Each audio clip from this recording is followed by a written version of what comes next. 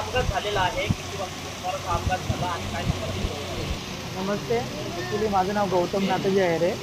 मी कामानिमित्त उल्हासनगरहून बदलापूरला जात असताना अंबरनाथची जी स्मशानभूमी आहे, तिथे एका फोर व्हीलर चालकाने मला धडक दिली. ॲक्च्युली माझ्या अगोदर एक टू व्हीलर गाडी गेली. त्यांनी फोर व्हीलर गाडी थांबवली होती आणि मी जशी गाडी चालू केली, तर त्यांनी त्यांनी गाडी रेसमध्ये आणली, पास केली आणि मला ठोकला. आणि मला खूप त्रास होत होता, वेदना होत होत्या. आणि बाकीचे बरेच लोक जमा झाले. त्यांना सगळ्यांना आपण मिळून ते सगळे मिळून हे बोलले की याला दवाखान्यात घेऊन जातो. दवाखान्यात न्यायला तयारच नव्हता.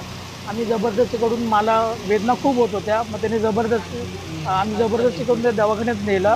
दवाखान्यात नेल्यानंतर तो काही वेळ थांबला. नंतर इथून तो पळून गेला.